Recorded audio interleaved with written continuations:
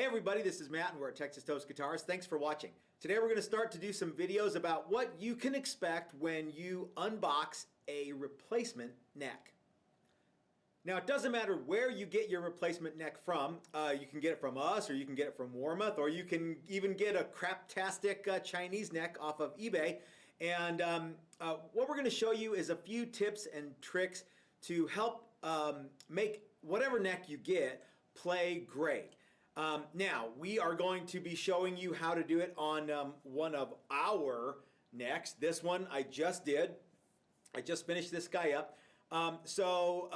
If you buy a neck from us, you might not have to do quite as much work as if you buy one of the craptastic.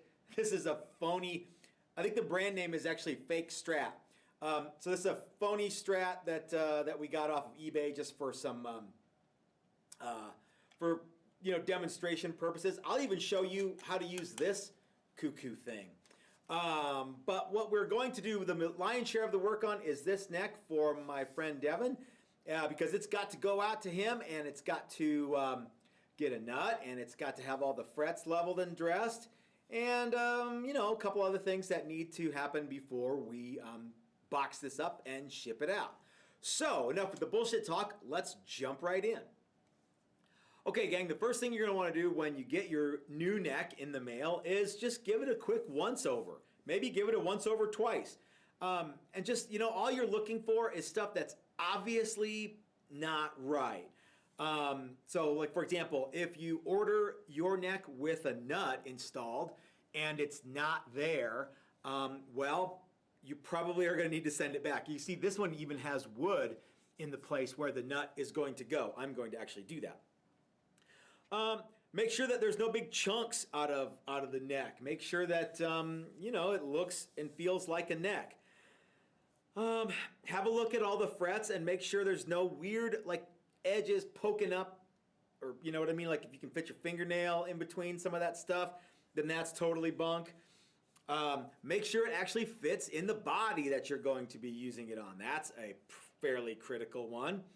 And of course, make sure it's the scale length that you ordered. So typically these are going to be, like I say, we'll use the craptastic neck here. They're going to be standard Fender scale, 25.5. So, just put your measuring tape on here and make sure that the distance from the nut to the 12th fret is half of the scale. You guys already know all that stuff. If you get a replacement neck from, like, say, Warmouth, or like a conversion neck, make sure that it is the right scale.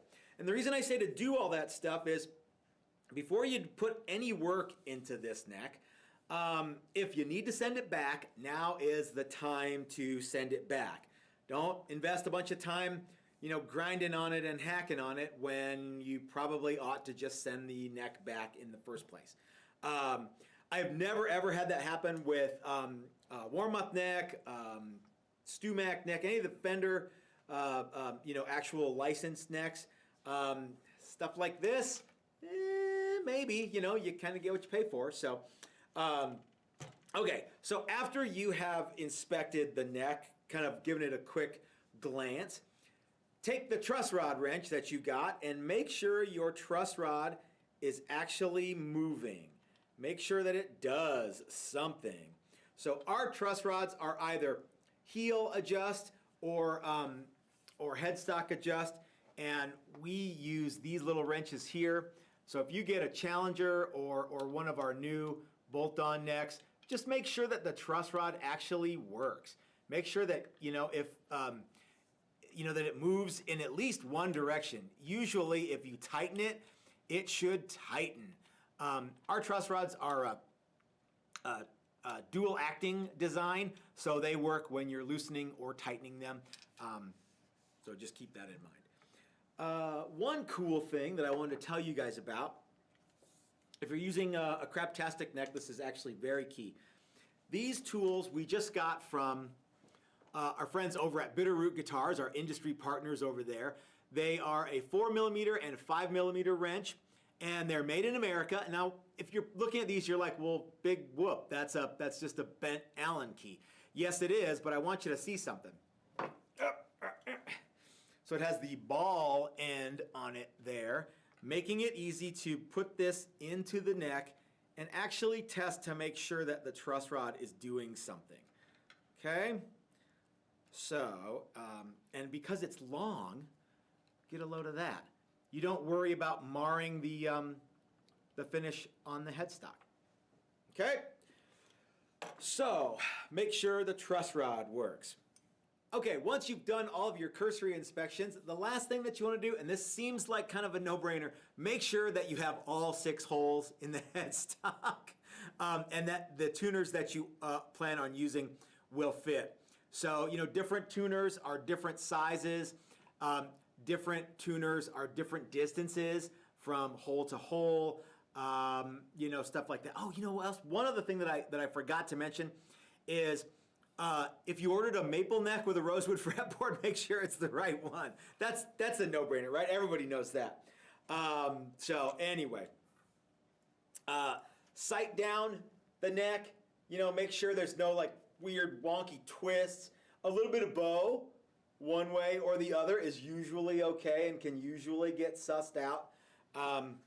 So anyway, quick inspection, detailed inspection, give it the once over, give it the once over twice, and that will go a long way to making sure you get what you want when it's all said and done.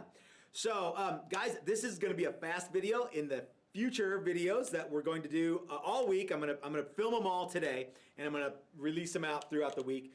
We'll do a little bit more. So if you like this video so far, give us a thumbs up, and if you haven't subscribed yet, why don't you go ahead and hit that subscribe button. If you appreciate content like this, you might want to go over to our Patreon page and consider becoming a member. Even $1 a month goes a long way to helping us bring you guys cool stuff like this. If you can't do Patreon though, we totally understand. Just make sure to share these videos everywhere you can think of and help us grow the channel that way. So until the next video, which I'm actually going to film the second I'm done doing this outro, and I'll release the video the following day. This is Matt at Texas Toast reminding you that if you're so smart, build it yourself. That's what I do. Thanks for watching, everybody.